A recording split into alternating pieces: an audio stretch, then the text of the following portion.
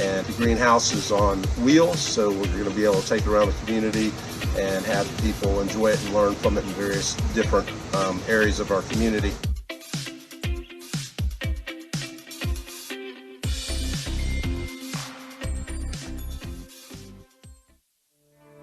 Trailing thoughts from Katy Way Trail.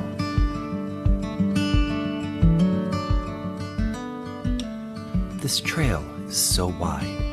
I like to think that Katy was the name of the engineer designing the trail, and that someone came by and said, "Do you really think the trail needs to be 12 feet wide?" And she replied, "It's the Katy Way."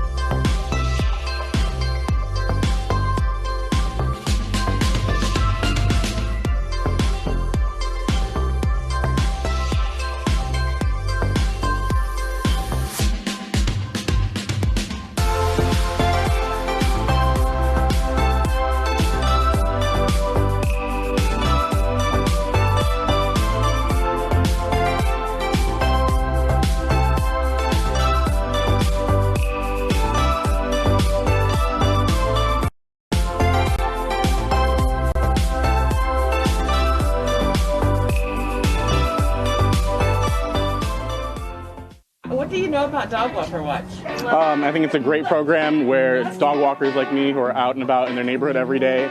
They're the eyes and ears of the neighborhood, providing an extra set of eyes to the police. If you see something, say something. It absolutely makes a difference because it will weed out the crime because they know that we're saying hello and greeting and that we've made eye contact and that I see you.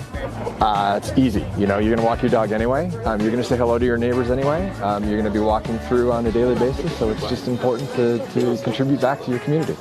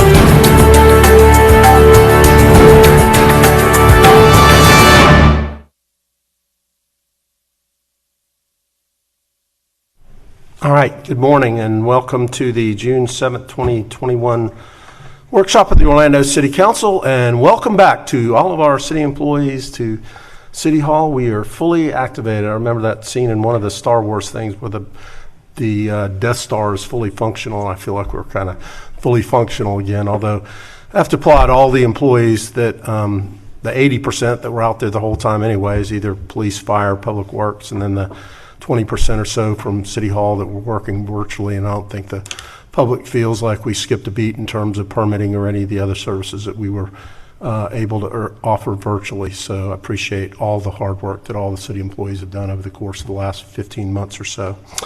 Okay, good news story today. So we're going to have a workshop updating you on the expansion of the Orlando Kids Zone and My Brother's Keeper, Orlando. You'll recall that during the last budget process, we put additional funding in to expand the Paramore Kids Zone into Englewood, Mercy Drive, and Holden Heights, and then to also expand My Brother's Keeper program. And Lisa Early, our Director of Family Parks and Recreation, is going to update us on those today. Lisa, you're on.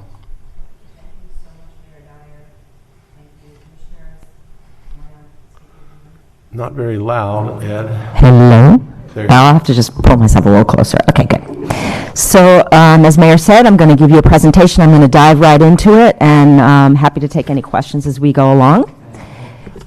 So by way of background, $3.14 million was allocated to Families, Parks, and Recreation's budget this fiscal year to scale up our My Brother's Keeper Orlando program and replicate Paramore Kids Zone in 3 additional neighborhoods. Of that amount, $1 million was to scale up My Brother's Keeper Orlando, and the $2.14 million was to replicate the PKZ model in Englewood, Mercy Drive, and Holden Heights. So I'm going to start with an update on My Brother's Keeper. And just to give you a little context, we've actually been implementing a My Brother's Keeper program since we were part of a National League of Cities Technical Assistance Project in 2014, and then when President Obama announced the National My Brother's Keeper initiative in 2016. And so our goals have always been to improve academic performance, increase employment opportunities, and reduce incarceration among Orlando's boys and young men of color. We've never had dedicated funding for this beyond a $50,000 grant we got one year from the Obama Foundation. So what we've done, not having any additional money, has been, since the Families, Parks, and Recreation Department serves so many children, and a large proportion of them are boys and young men of color, we've tried to focus with intentionality on taking deep dive work with the kids that are already in our programs. But with this expansion and added funding, we're now able to look at this citywide and to begin to look at all of the partners and entities around the city who have long been doing this work on the ground in many city neighborhoods with really minimal resources and support, and to really lead an effort citywide to do the work rather than just merely focusing on the kids we're already serving in our programs. So to that end, we need somebody to lead the initiative. So one of the things we did was create a position of My Brother's Keeper Orlando manager and conducted a national search to hire somebody. This individual will be responsible for establishing and overseeing a system to invest $800,000 a year. That's from that $1 million. $800,000 of it will be invested in targeted city neighborhoods to fund grassroots individuals and organizations who have trusted relationships with families in the neighborhoods and a legacy of effectively engendering the success of the neighborhood's youth. So this is going to go into neighborhoods now and into people on the ground doing the work. Here are some of the neighborhoods that'll be included. This is not an exhaustive list, but we have Carver Shores, Rosemont, Ivy Lane, Lake Man, The Willows, and others. This is all being decided in collaboration with our commissioners who've expressed concerns about particular neighborhoods in their districts where they see a really strong need for this investment.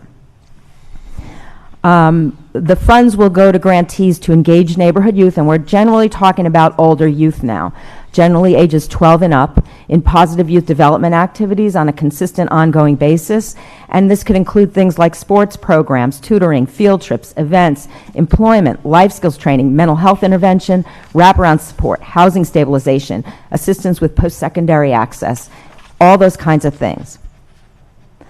And so the person that we hire has to provide leadership and an administrative structure, has to actually create an administrative structure to be able to oversee and manage the distribution of these funds to organizations or individuals, many of whom are very small, very grassroots, may not have the capacity yet to do things like tracking the data, or may not even have nonprofit status yet.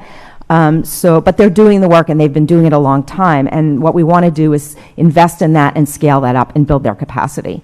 So this, the individual we hire would develop that infrastructure to do that, establish and lead that coalition of partner entities, leverage additional grant and donor funds to this effort, and track and report expenditures, service data, and results. We're going to be very data-driven. We're going to be able to tell you how many youth were served, who served them, and what was the impact of those services. Okay? So as far as the hiring, the first quarter of the year, Sorry about that. We had to create the position, get it graded. We posted it. We got 149 applications. This was a national search. During February and March, we narrowed the applicant pool down to the top 2 individuals. April and May, we had the top 2 candidates meet some of our city commissioners who were particularly interested in this initiative. And then our number 1 candidate came to Orlando for a week and did a meet and greet with staff and partners. And on July 9th will be the start date of our new Orlando My Brother's Keeper manager. His name is Abraham Morris, and he comes to us from the great state of Wisconsin. So who is he? So right now he's the senior contract administrator for the state of Wisconsin's Department of Health Services. And in that capacity, he's responsible for overseeing all state contracts with counties and nonprofits in the Health Services Division, overseeing the state's youth crisis stabilization facilities, developing and administering and evaluating grant-funded programs, and managing systems that track and report child and adolescent mental health data. So he's very experienced in developing the kind of systems that we want to develop here to be able to invest in organizations that are serving boys and young men of color in targeted city neighborhoods. He has a bachelor's degree in human development from the University of Wisconsin and a master's in public policy from Loyola University. Here's a picture of him. And I just pulled this sentence out of his letter of interest. This is what Abe says: "This position will enable me to work within policy areas where I have direct experience: advocacy, wraparound programming, education, career readiness, housing first, social justice, trauma-informed care, community engagement, budget planning, and project development." So we hope to take this to the next level when he joins us. So I'm going to pivot now to Orlando Kid Zones. There'll be time at the end of the presentation if you want to come back and ask questions about My Brother's Keeper. We can come back to this at the end of the presentation. So just again, a reminder of the context of this. So the mission statement is to level the playing field for children residing in the city's highest poverty neighborhoods and equip them to become successful, healthy, well-educated adults. And specific goals are to reduce juvenile crime, teen pregnancies, and child abuse and neglect, and improve the academic performance of children and youth who reside in those zones. Okay? So I'm just going to do a recap of this model. This is a national model. It was originally started in Harlem as part of Harlem Children's Zone.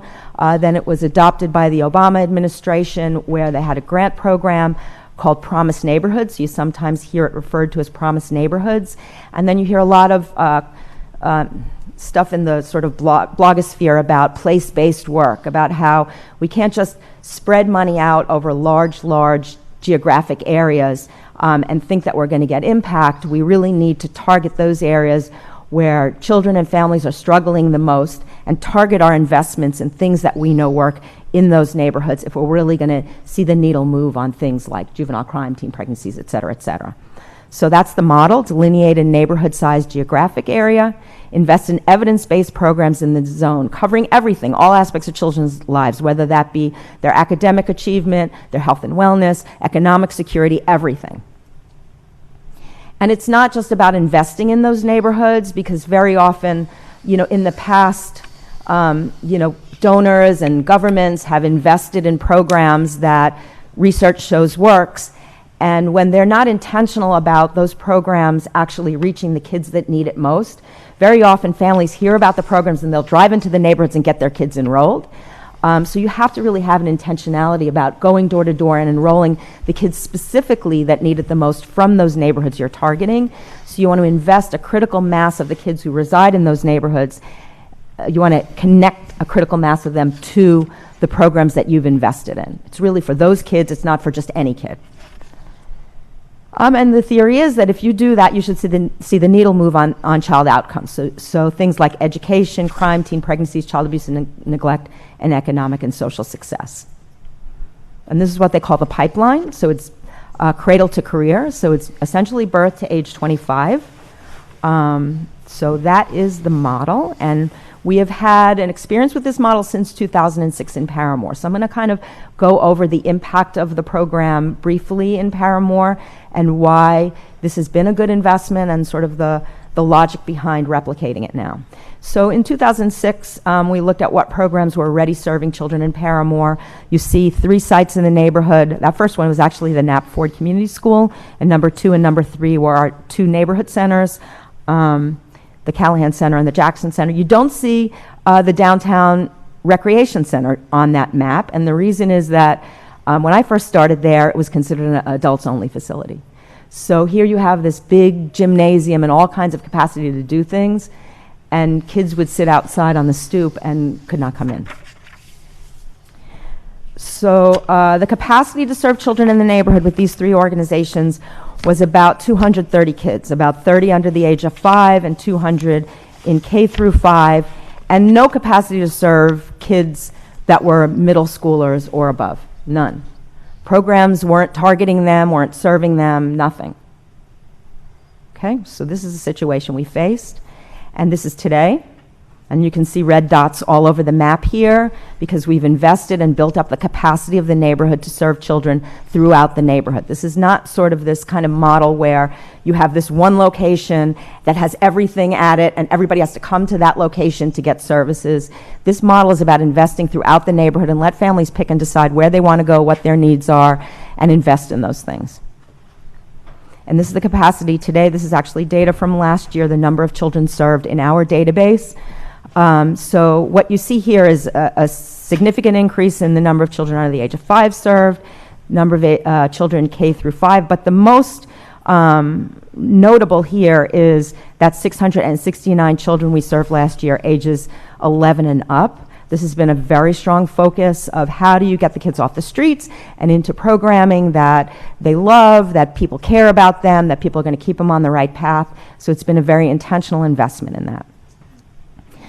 We also have been very data focused about it. I'm going to show you some of the data. One of the things we've done is conduct a neighborhood survey every 5 years where we've randomly selected 100 households in the neighborhood where children are in the households, and it's about an hour-long survey, and we've asked parents a lot of questions about their kids and their quality of life and the challenges that their kids face. And we've done that every 5 years, and we have now done that in the 3 expansion neighborhoods, and I will talk about the results of those surveys in the 3 expansion neighborhoods. But I kind of want to show you the changes in parent response over that period between those 3 different surveys that we conducted. So one of the questions was, are your children getting into trouble in school? And what you see in that graph is a 76% decline in the percentage of parents who said that their children are getting into trouble in school. This is, does your child attend preschool? Look at that increase. And research has long said that high quality early learning programs from birth to age 5 is one of the most impactful things you can do to positively impact children's later performance, whether that be their performance in school or ultimately getting jobs and lifting themselves out of poverty, because they're all prepared to learn by the time they enter kindergarten. They know their alphabet, they know their numbers, they know how to spell their name, they know all these basic things that children from higher income families where their parents are more highly educated already enter school ready to do, and this gets these kids on the right track. One of the things notable here too, you see that 76%.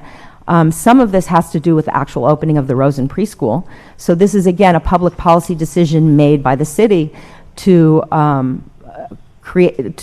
provide the location for the ACE Community School, which has 240 slots for all 2nd and 3rd graders, free of charge, funded by the Rosen Foundation. So that was another one of the sort of things that helped to move this needle here. Juvenile crime, juvenile arrests. Look at that drop, 78% drop in juvenile arrests in the neighborhood. And again, I want you to go back to that big increase in the number of kids ages 11 and up. We're talking about 11 to 25 who now are enrolled in programs and have things going on. And one of the biggest ones is youth employment. That's kind of been one of the biggest areas that we've been really able to move the needle on. So you see that big drop in juvenile arrests.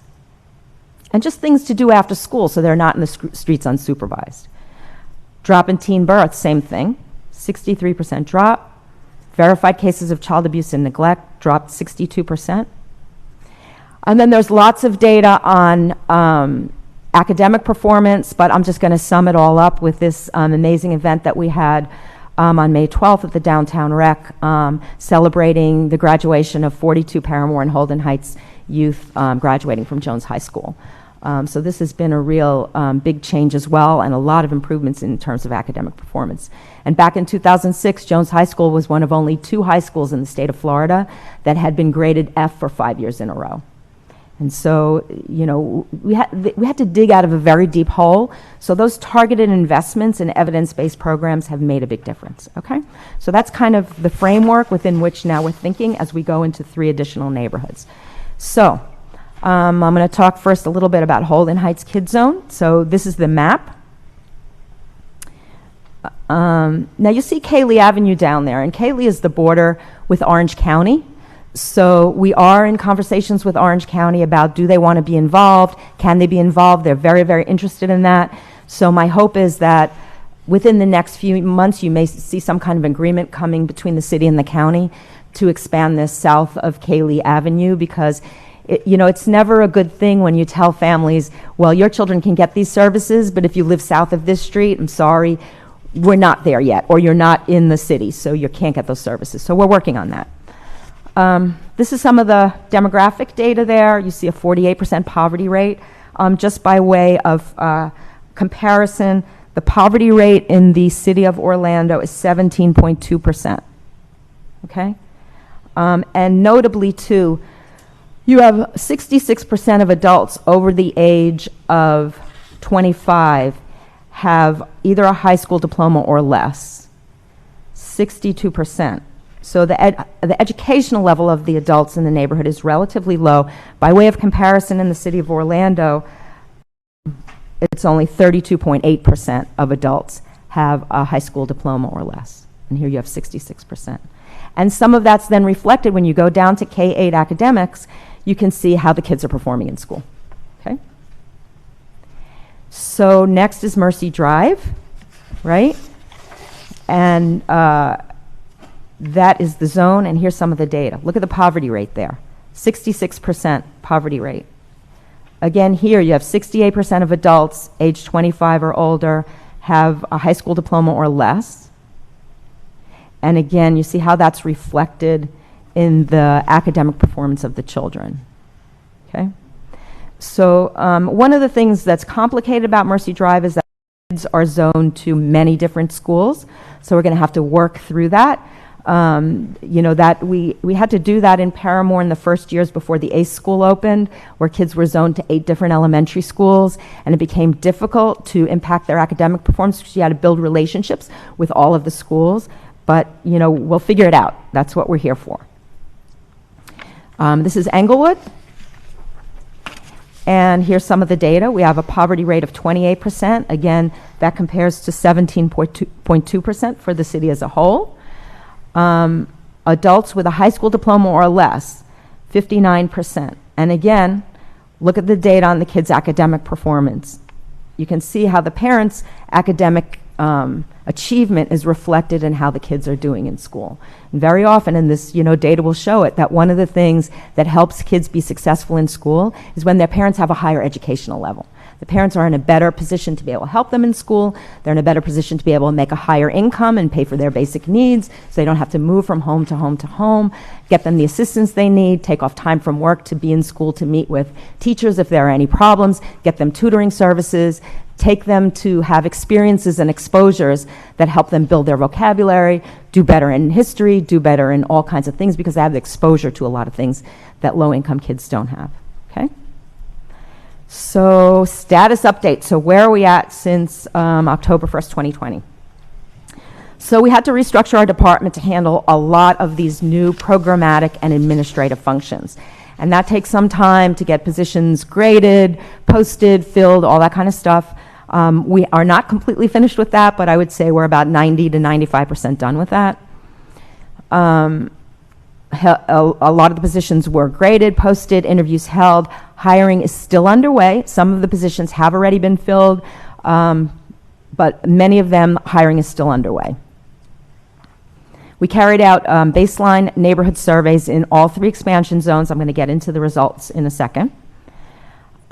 We did round of funding distributed to partner nonprofits through the Central Florida Foundation. You may recall, I believe it was in November, you guys approved a grant to the Central Florida Foundation for a portion of the funding that was allocated for this in our budget, and you will see the remainder of it coming to City Council at the next council meeting on the 28th. So the money goes to the Central Florida Foundation, after which they distribute the funds in grants to partner nonprofit organizations. I will say that because we've had a lot more experience working in Paramore and Holden Heights, some of the earlier grants have gone to those two zones, but we're working on building those partnerships for the other zones as well. Database upgrades. One of the things I'm not going to be able to promise you today is a real drill down into services provided in each zone, because we have a database that tracks all of the services provided and the impact of those services by address of kids and by zone, and we have to now build it out so that we can break out, okay, which of these kids are Paramore, which of them are Holden Heights, which of them are Englewood, which of them are Mercy Drive. So we have to build out the whole database. We have to train the staff to get the data into the database. So I'm not going to have a lot of data on that today, but by the end of this fiscal year, we'll be able to report this very broadly, and I commit myself to the commissioners that I can provide that detailed data on all services provided. I do have some data I can provide you, and you'll see it a little later in this presentation. And lastly, we began providing services to children January 1st, 2021. So one of the things we did do is we hired our kids zone managers. And Ms. Alex Temez, Englewood Kids Zone. Woo. And Mercy Drive, Ms. Onika Burnett. And you won't be surprised by this one. Paramore Holden Heights, Brenda March, and she apologized for not being here.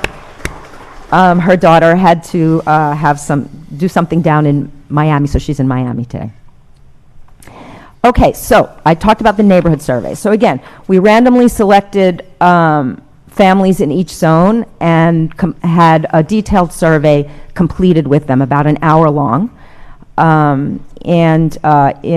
Specifically in Mercy Drive, we went into Jernigan Gardens and Palm Grove Apartments. So it was literally door to door in there surveying families.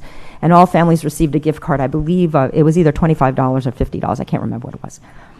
Okay, results. This is not all of them. These are just some of the results. Some of the things I want to point out here. Okay, look at the percentage of children who lost a loved one in the past year. Look at Mercy Drive.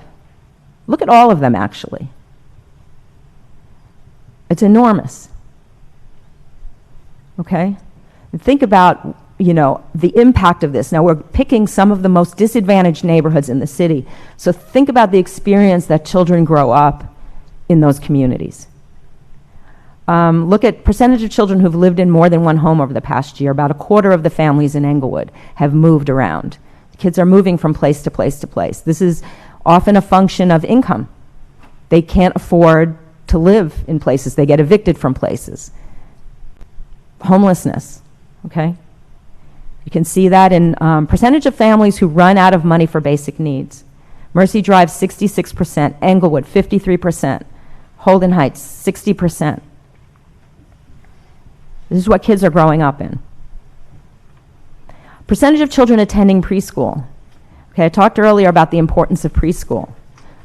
You don't even have half the kids, and Holden Heights is a little better, and it's probably because of the Rosen preschool. Now go down to the last two, percentage of families who feel safe at home and percentage of families who feel the neighborhood is safe for children. Look at Mercy Drive. Percentage of families who feel the neighborhood is safe for children, only 28%. Okay, so we have a lot of work to do, And I feel like this, is an initial investment, but, we need to stay focused and try to get the same kind of impacts that we've had in Paramore. And it's taken us this many years to have it in Paramore. We just need to be focused, intentional, and do the work. Okay, so these are the grants that have been distributed so far. community coordinated care for children. They provide child care subsidies. And just so you can understand this, what happens is the child care subsidy process in any community is almost exclusively funded by federal funds, which have very, very strict requirements and often have long waiting lists. And so what we've been able to do in Paramore that has helped to move the needle on kids attending early learning programs from birth to age 5 is we've created a special fund there by giving a grant to 4C, a special fund just for Paramore kids. So they don't have to get to the back of the waiting list, and if they don't meet the federal requirements, they still can qualify because there are other funding sources that pay for it. And so that has been really impactful, and our intention is to do that in the other zones as well. So we will be moving in that direction. The reason Holden Heights got started is because we've already been kind of letting them do that through PKZ, so they've already been doing it. But we're already in conversations with them about replicating that in Englewood and Mercy Drive. So the Orlando Community and Youth Trust. So the trust has gotten grants for all 3 zones, and this covers all kinds of stuff. So it can be for emergency economic assistance for families facing eviction or utility shutoffs in the zones. It can be for youth employment, which is a big chunk of the money is going to pay for youth employees. School supplies, college access assistance, tutoring, field trips, all those kinds of things can now be funded through the trust for all 3 of the expansion zones. The Early Learning Coalition, they operate a parenting education program in Paramore and now Holden Heights as well because it's in the same location. So that is parenting education for kids under the age of 5.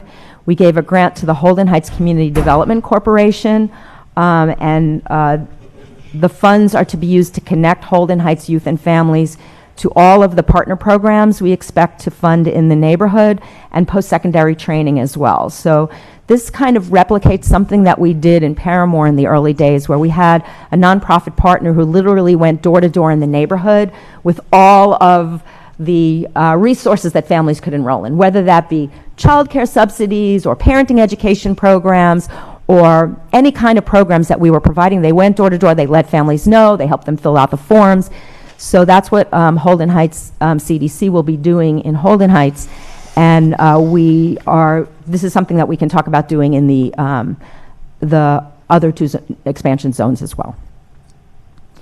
Let Your Voice Be Heard got a grant for targeted intervention for at-risk and formerly incarcerated youth in Holden Heights. I Hope Mentoring, this is in Mercy Drive. They started with a health and fitness program. We're now talking to them about expanding it. This is a very small nonprofit organization that has very limited capacity. So we're very focused on building up their capacity because they're based in Jernigan Gardens. They have relationships with families there. They actually did our neighborhood survey and went door to door in the neighborhood.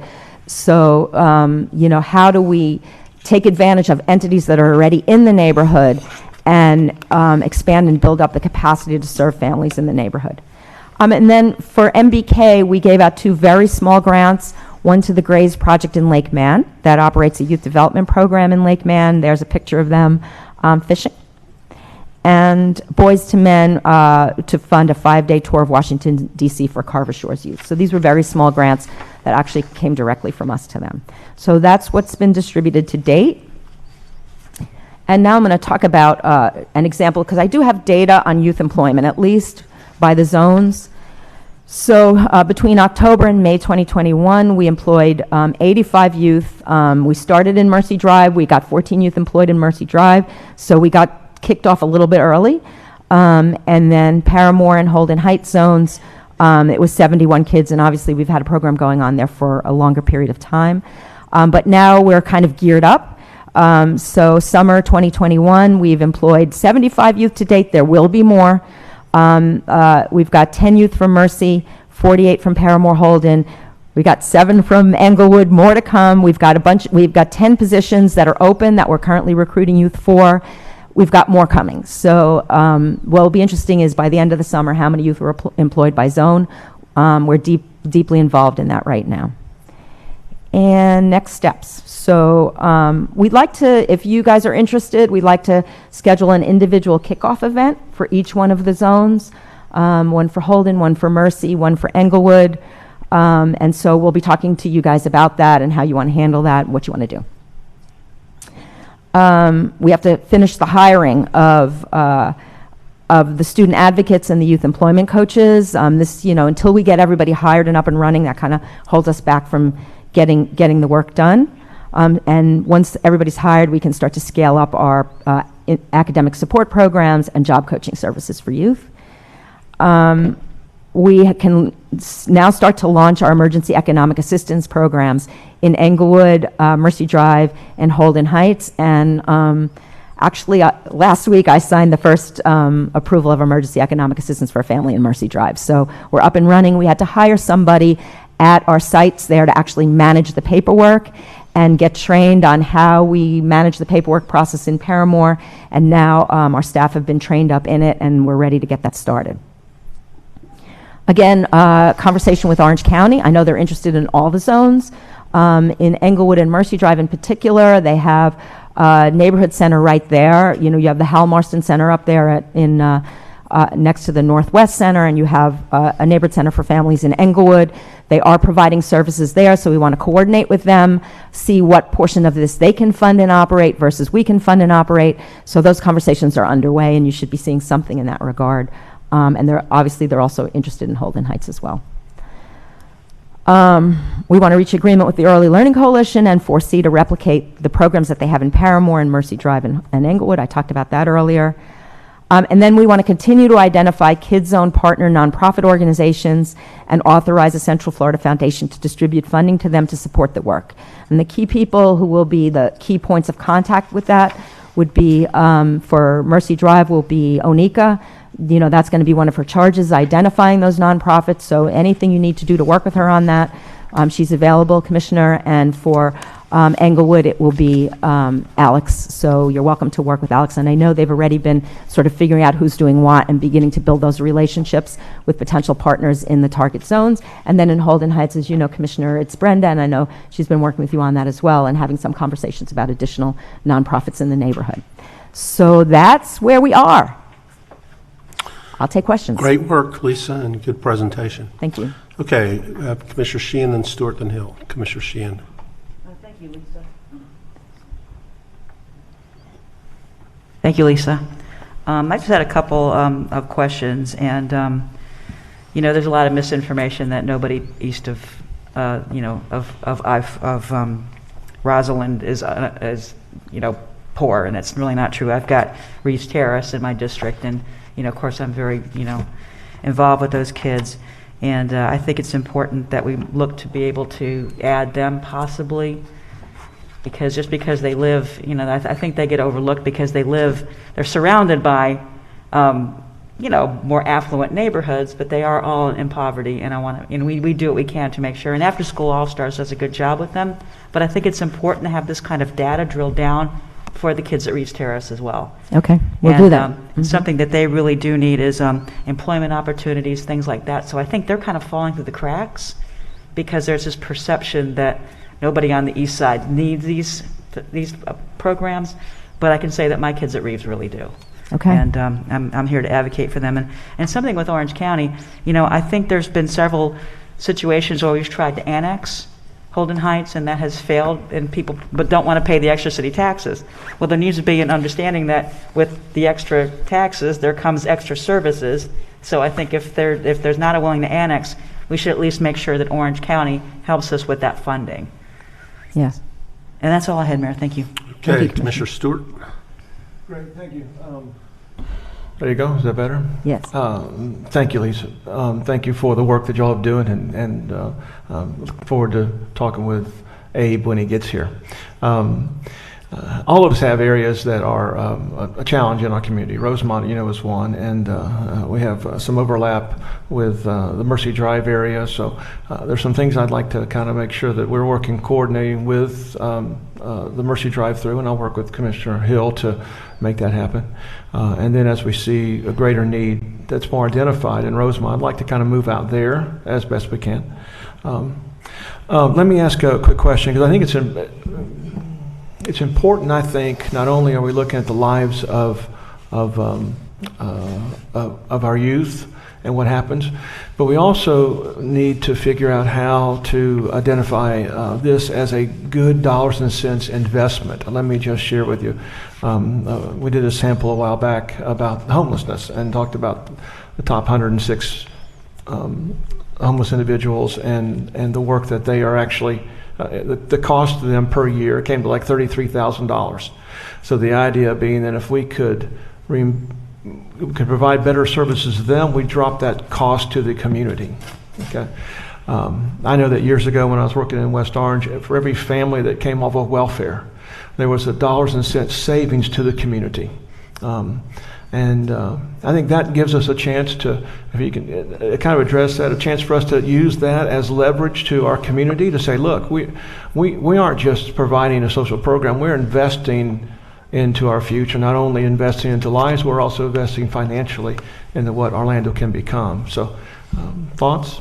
Actually, thank you for that, Commissioner. So I'm going to say it was 2017, we actually did a return on investment study of Paramore Kid Zone. So I can send that to all the commissioners where we looked at, for instance, when you look at that data, reduction in juvenile arrests, so you can get sort of the how much it costs when a kid is arrested, how much it costs the overall community when a kid is arrested, and how much we save when you reduce the number of juvenile arrests from this number to that number. So I have that and I can share it with everybody as well. And that's something I think we need to continue to do every few years as well. And I'm not making a decision on this based upon cost only, and that's not the case. I'm trying to look at other ways to justify this, both in the community as well as to other funders that we talk to, that their dollar given is a good investment into our community, not only the investment in the lives of people, but also investment into making our community better and making our community more efficient in the future, which is what we all want. We want more kids involved and engaged in this. So I appreciate your work. I know that you've got those figures someplace in some of your grants that you've done before. But we can incorporate that in our language when we talk about these programs. And I think absolutely. it's just another compliment to what you're doing. Thank you so much. And I appreciate so much the work that you're doing. So thank you very much. Thank you. Commissioner Hill. Thank you, Mayor Dyer. Lisa, great presentation, very informative. And thank this council for your approvals and giving additional funds to my brother Keeper and the expansion of the kid zones. You know, liars can figures, but the figures don't lie. And we saw some real numbers up there and seeing where these dollars really matter. And I say it's not just giving education opportunities. I think that these dollars, when we start talking about the return on investment, is that it's going to keep kids out of prison and keep them out the graveyard. And that's the hard truth, and that's what we're facing in these impoverished areas. I mean, as we see it on the television every day, where a kid is being murdered in Pine Hills, Rosemont, East Side, downtown. And so that's my biggest hope with these dollars, is to save lives, but to also improve the quality of lives for the citizens in our city, right? Because when we prevent a child from committing crimes or shootings and murders, we help the businesses. We make Orlando beautiful. So it has a whole lot of return economically and also from a life standpoint. Something I do want us to look at a little bit more, and that is with this new guy, is the housing for youth, youth homelessness. Because we have teenagers out there with nowhere to go. Parents are kicking them out because they've kind of exhausted, you know, their resources, and they're dealing with trauma. From generational trauma. Now they got a kid that's dealing with trauma. So we got a lot of kids on the streets and living in these extended stay hotels that are doing things for survival. Not saying it's right, but it's happening right here in the streets of Orlando. So I want to look at trauma, putting some of these dollars and working with organizations that's dealing with trauma. I'm good on the mentoring piece. I know we need that, but we need some real real things when it comes to trauma informed. I think we also need to work with the state attorney's office to see what they can do to assist us with identifying some of these boys of colors and young girls throughout the city, period, so that we can do some intervention and recovery and get them on the right path. So I think building that relationship now on these initiatives with the state attorney's office is going to be great. I know they've contacted me and they want to help with these efforts. Also, I think we need to build a relationship with my brother's keeper with OPD Neighborhood Patrol, start intermingling them some type of way with Officer Lundy, Chief. And since we have dollars, let's make the best use of the dollars with some of the programs that we already got in place, even as we seek outside partners. Great choice with Mr. Abraham Mars. I mean, every box was checked on what we need. I think he's going to be a great addition, Mayor, to the city and our programs, and put some real structure to my brother's keeper. Because Chris, we're going to be coming back for another 1.5 million. But we are coming back. And then the last thing is that I do want to make evident, because it seemed like the lines are blurred a bit, that Holden Heights is shared by District 5. It's not just one commissioner over in Holden Heights, Commissioner Burns. It is Paramore still. It crosses over Gore. And I am a little concerned about the conversations that we need to have, because Paramore Kids Zone is going to move in essence and be housed in District 6. And we still want a great, happy relationship. And right now, I'm not being briefed on the Holden Heights piece of Paramore Kids Zone. And I need to start getting briefings because I share that area. Okay, thank you, Commissioner. Appreciate it. Commissioner Burns. Thank you, Mayor. Well, thank you, Lisa, for your presentation, and I applaud you and your team for your vision for these expansions. And welcome to the new managers, and congratulations on your appointment. I just had a couple of questions, Lisa, on the, you mentioned the funding that's going to, that the nonprofits can apply for. Can you talk about what that process looks like? You know, is it a rolling grant cycle? So if we identified a nonprofit that had a good program, is there a timing that they would need to apply, or is it rolling? That's a good question. So there isn't a specific timeline. They have to be invited to apply. The first step is an application form that the Central Florida Foundation sends them a link to it. We ask, so if we've identified a nonprofit that we feel is going to be able to do work in a quality manner that would qualify for Central Florida Foundation funds, so they have to have a nonprofit status, they have to have their profile updated on the foundation website, then we invite them to apply. The first step is that it gets reviewed by what's called the Children's Trust Committee, which is made up of longstanding members of the community that help start up PKZ that are appointed by Mayor Dyer. The nonprofit has to do a presentation to that group for any grant in excess of $5,000. I have authority to authorize grants of up to $5,000. But after $5,000, it has to go before this group. If they then make a recommendation to the Central Florida Foundation to issue a grant, which goes to the Central Florida Foundation's Board of Directors. Generally speaking, the Central Florida Foundation Board basically, as long as it's approved by the Children's Trust Committee, the grant is issued. So the timing of it, it really depends. If we've got somebody up and ready to go, there's really no delay. We call a meeting of the Children's Trust Committee, and they meet and they will review one grant, if that's what it is. Typically, the grants run from January through December. So typically in late November, early December, we have a bunch of grants, particularly if they're renewals, coming before this board at that time for approval. But if at any point during the course of the year there are other ones that look like they're ready to roll, we'll call a special meeting to handle that one. Okay. Now, and what's the makeup again of the Children's Trust Committee? And can that listing of those committee members be sent to me? Yes, absolutely. Yes. Yeah. Okay. Yeah. All right. Well, I'm excited. I think, you know, all I'll of send the it to things- everybody.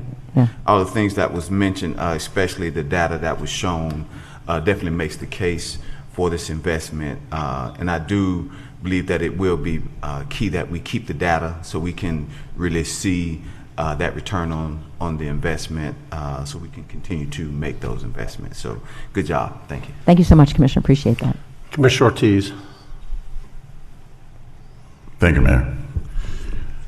Great presentation, and you don't know how happy I am to see that it finally came to fruition. The fact that we have the expansion of the kids zone. Congratulations to the managers also, just like Commissioner Burns stated. I like those stats you put there, because it does shows, it is a depiction of our communities. Commissioner Sheehan brought a very solid and true fact. She does need help over there at Reeves Terrace, just like Commissioner Jim Gray needs at Citrus Square. So how can we bring all of those either into the program that we have in the east side or expand it? It would be a good next step for us to work with this. Lisa, I was listening to you before I got here, and I want to hear about the differences between the My Brother's Keeper program and the Kids Zone in terms of what we offer. Because I notice there's a lot of similitudes, there's a lot of similarities, but there's a few things that My Brother's Keeper does that is different in terms of counseling and this kinds of things. So what really differentiate the two programs? I would say that the Kids Zone is a national model program where you're serving all children birth to age 25 in this zone, investing in all kinds of things that we know make a difference in their lives, right? So it's very geographically based. It's all children in the zone. Your goals are pretty much the same as My Brother's Keeper. We want the kids to be successful. We don't want them to end up getting arrested. We don't want them to end up being teen parents. We want them to climb out of poverty. We want them to do well in school. We want them to get post-secondary credentials, be able to earn higher incomes, become economically and socially successful adults. We want all those things. So in that regard, we want that for both sides of the house, whether that be My Brother's Keeper or a Kids Zone. For My Brother's Keeper, it's more of an intentional focus on boys and young men of color in particular. And I'm going to go back to the early days when we first were involved in the National League of Cities initiative, where one of the things they had us do was a deep dive analysis of data, where we compared our city's boys and young men of color with all children in Orlando to see how they were doing. And just like in a Kids Zone where you see, for instance, we looked at the poverty rates in the 3 Kids Zones compared to Orlando's poverty rate. And you can see that it's worse in the Kids Zones. Well, when you compare boys and young men of color in Orlando with all boys and young men in Orlando, you can see a big stark difference in terms of arrest rates, graduation from high school, going to post-secondary, employment rates, all of those things. So now your goal is specifically to target interventions to boys and young men of color so that you close that gap, right? So it's kind of layering an intentional, an additional level of intentionality on this subpopulation of youth, and investing in very similar things that we're investing in. I would say we're more focused on older youth though, so more on, let's say, the middle school and up ages, and then programs that are particularly impactful for boys and young men of color. So we have, when we compare these populations, these cultures, we take in consideration that there's big differences in terms of the amount of population, right? There's, the black community is what, at 27%? Something like that, yeah. 26. The Latino community is just a little more, and then of course the white Anglo is the greatest amount. So when we compare, and we also compare the geographical areas, because I know for a fact that back in the days when I was in the streets, I know how much I fought crimes and how many Latinos were involved in issues where they ended up in jail. So my point to all this is, and looking at your stats here, is how come we don't have El Guardián de mi Hermano program, My Brother's Keeper in English. Yo entiendo. Also, for the east side population, at one point I asked this before, and I guess we were expanding. And to tell you the truth, I would like to have the program because it's a good program. I'm not saying this to differentiate and to divide anything. Because it's a good program. How come we don't have it for everybody? It's not sponsored by the federal government anymore. Are we getting any monies from the federal government? No, we don't get any federal, but my feeling is with the manager there that will be in a better position to leverage other monies to it. You make a good point, and again, if you look at the data, you'll see that Latino boys and young men are not doing as well as white boys and young men. So yes, that's a gap we want to close too.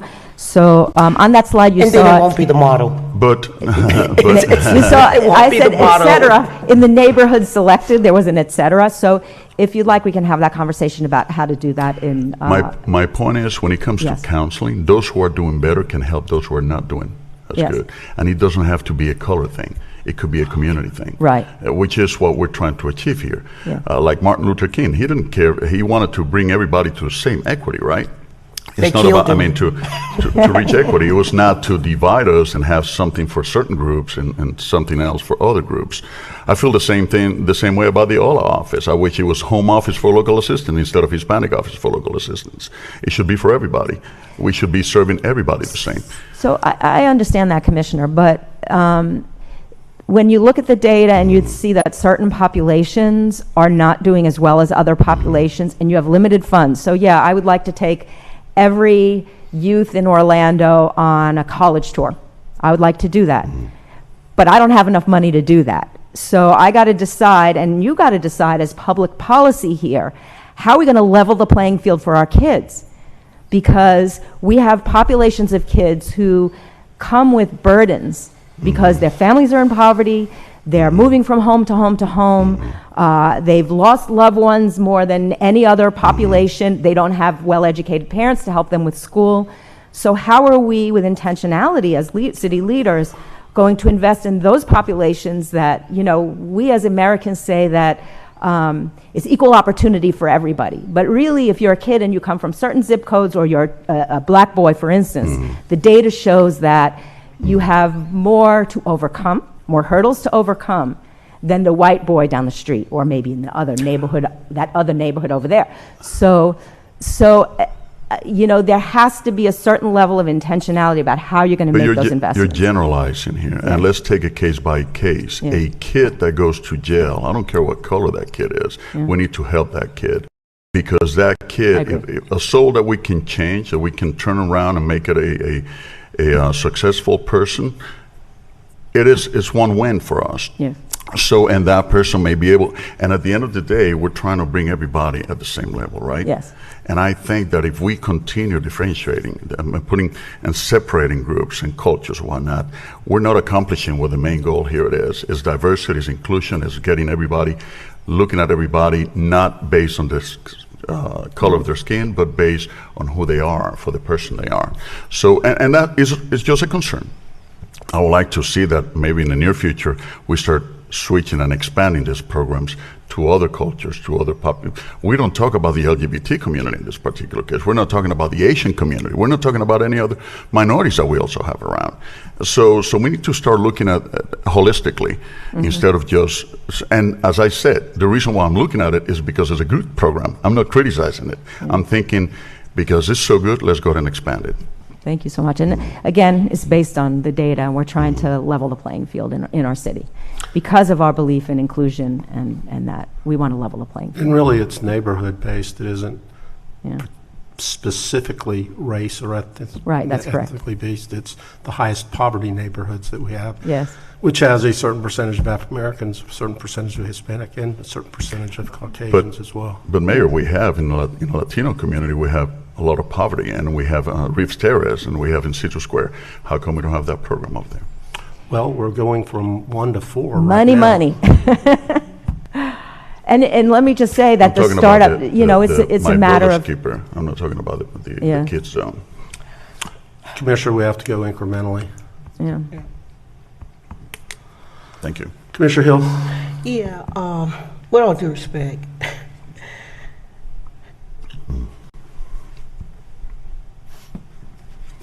Commissioner, You identify as a white Latino.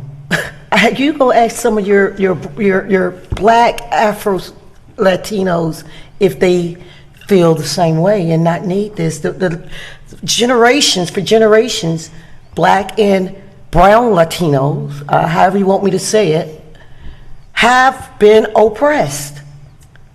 We're still trying to catch up for generations. So to say you just want to say open up the floodgates and everybody be served, we want that. We do that on a daily here. We do it through our recreational programs. So there is, I'm certain if a child is in need, we're not going to turn anyone away. We're not here to do that. But we must call a thing a thing. And for generations throughout the country, they saw a need to focus on boys of color, black and brown boys, President Obama. If we go and change it and say, we don't like that model anymore, we can't be proud of my brother's keeper. This isn't something that has been dictated by Mayor Dyer. He partnered with the national foundation of my brother's keeper that's focused on black and brown boys. Now, I'm not trying to be disrespectful. You probably grew up, being white. Because you told me when I said something about black and brown Latino, you said all of us don't identify brown. I'll never forget that. Exactly, but that doesn't mean. So you must identify white. And so this is for the black and brown people that identify as black and brown. Ma'am, that doesn't mean that we didn't grow up in poverty. I can tell you stories, and you probably go, "Can't believe that you came from there." But I know it's poor white folk too. I'm not criticizing the program. I'm saying, why don't we expand it? There's Latino communities. There's also white communities that are very poor, and so I'm trying to make sure that everybody is included when it comes to poverty, when it comes to those needs, because. So we have to create something different, not my brother's keeper, because that's not the model for my brother's keeper. This is not an issue.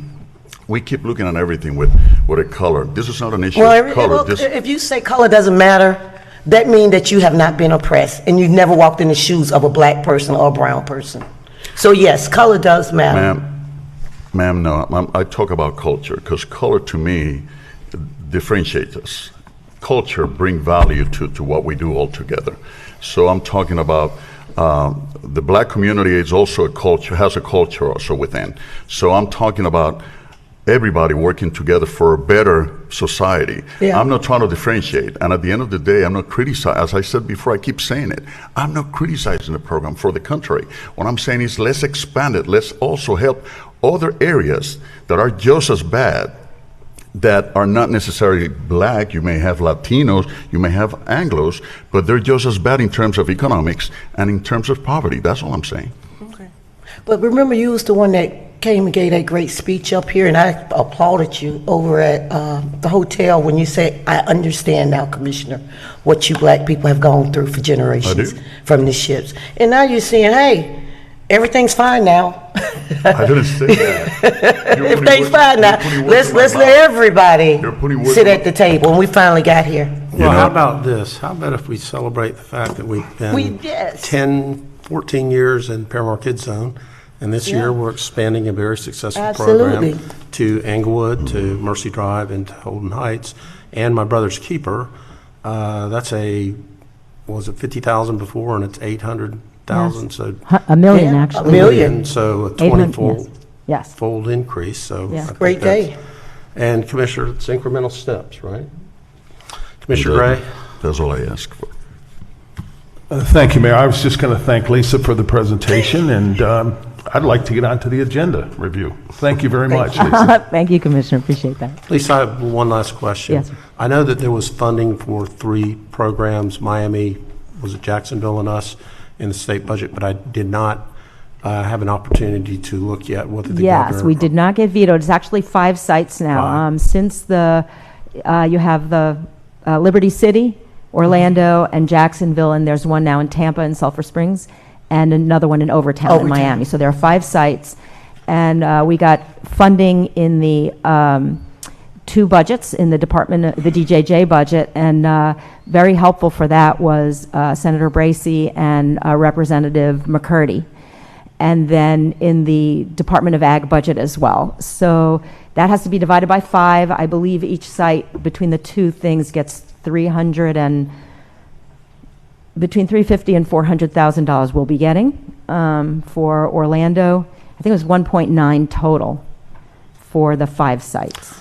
And If you remind me, I'll make calls to thank whoever should be thanked related to that. Okay, thank you. Thank you for the presentation. Thank you. Okay, Commissioner Gray's urging, we will. I was just dying to get the microphone, Mayor, that's why I said that. Okay, we will adjourn the the city workshop, and we will convene the agenda review meeting. We do have one request for an appearance on an agenda review item B2, and that would be Jonathan Blount. Appearing virtually. Mayor, he did not appear. Mr. Blount did not appear, so Madam Clerk, do we have any other requests related to consent agenda or CRA items? No, Mayor.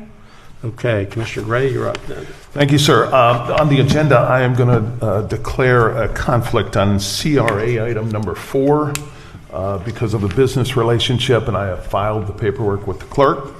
And if I could see Elizabeth and Rick real quick afterwards, I'd be grateful. Thanks. Commissioner Ortiz. I'm good to go. Thank you, sir. Okay, say it again. Say again? Say it again. I said I'm good to go. Okay. Oh, I didn't hear you either. Thank you, Commissioner Stewart. Commissioner Stewart. I'm all right, Mayor. Thank you. Commissioner Sheehan. I actually have quite a few things on hearings ordinance second reading. On number 4, that was the outdoor speakers. There was a lot of concern from the downtown businesses, and I did get a copy of a memo that that we would not be voting on that today, but there is a item in there that said the city council would have the discretion to change that at any time. And I have a little bit of concern because sometimes these items come before us at the last minute and we don't even know it's coming. And I'm concerned that a lot of the business community in downtown were concerned about this.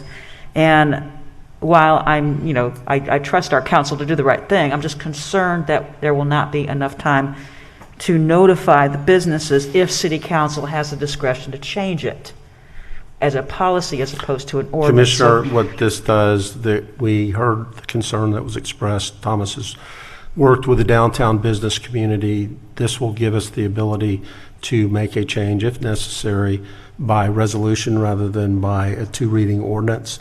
And I will give you my assurance that there will be plenty of notice to anybody affected by that before we hear that.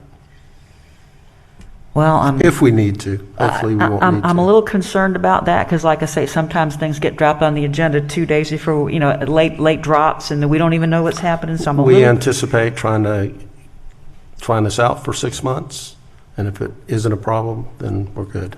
I have a little heartburn on it, but okay. And on ordinance first reading number 2 on the sidewalks. I do not agree with the city engineer having discretion to determine whether a sidewalk is not, it just says practical. And one of the concerns that I've had in my district, we are the #1 pedestrian fatality list every year in the city of Orlando. It's embarrassing. And yet we allow, sidewalks not to be completed when there's new construction. And this has happened a lot in my district. And one of the frustrations that I have is that one of the practical concerns is if a sidewalk doesn't connect to another sidewalk. Well, if someone does a major renovation on their home and they don't have sidewalks on the other side, they can just say, oops, I'm going to pay in the sidewalk fund. I don't want to do this. It's not practical. So I'd rather go back and connect those dots on those sidewalks that have been built rather than just put it into a fund and hope for the best at some point in time. And then when we have a budget problem, that money, there's no accountability in that sidewalk fund. And I think that if we're really going to care about public safety, we have to quit not building sidewalks. And I'm going to give an example. Every home along Lake Davis has been substantially renovated. They're beautiful, multi-million-dollar homes now. Because they got built at different times, they got renovated at different times, there's only a sidewalk on one side of the street, which is the park side. So during COVID, people were complaining that the park was overwhelmed and they didn't have any other options to cross the street to get on a sidewalk because of this bad policy. So I'm going to be voting no. I don't agree with this. I think that commissioners should have discretion too about this policy and not just the city engineer, because we are never going to get off the #1 pedestrian fatality list in this nation if we don't build sidewalks. So I feel very strongly about this. I had death threats and I had to have a police officer in front of my house in 2001 because this city council said we were going to build sidewalks. It was ridiculous that I had death threats over it, but it was something I felt very strongly about. And then I found out that this policy was put in place that undid all that work that this council had done. So I feel very, very strongly about this. I think it's wrong. And in the second grade, I can remember this when I was a kid, one of my friends was killed walking to school. And I will never forget that as long as I live. And as a person who cares about children and safety, I cannot with good conscience support this policy. And I'm not done yet. Ordinance first reading number 5, that's on the scooters. There is still not enough accountability. Every single neighborhood meeting that I go to, I hear about scooter problems. I cannot go to any Zoom meeting, I can't go to any neighborhood meeting without spending at least 15 to 20 minutes hearing from frustrated residents about the scooters. And I don't think this does enough. And I don't know why they just don't have a recall button. Come get the darn things. If they can have all this technology, why can't they have a recall button on them? But I'm voting no because we are not there yet. I cannot support this pilot program, and there's just too many people getting injured. One of our staff got injured, seriously injured, tripping over a scooter, and yet we won't do anything about these scooter companies. So again, I'll be voting no on ordinance first reading number 5. And that's all I had, Mayor. Thank you. Commissioner Hill? Yes, Mayor, I'm under the understanding that ordinance second read number 4 has been pulled to later, but I am still concerned about the time of the closing of the sidewalk cafe. So if we can still talk further about that. I'm concerned about the impact it might have on some of the downtown true cafes, not bars, but restaurants that might serve alcohol. Okay, I'll have Thomas address that. Thank you. That's all I have. Commissioner Burns? Thank you, Mayor. Thank you, Mayor. I do need clarification on ordinance first read number 5. I do believe that it was mentioned that there was going to be some changes to how that was being presented and not asking for a request for proposal along with the extension. So I just need some clarification. That's actually been deleted from the agenda. It's totally deleted. Number 5. Okay. All right. Well, I'm good, Mayor. Thank you. Okay, we'll stand adjourned. We'll convene at 2 o'clock for the regular scheduled council meeting.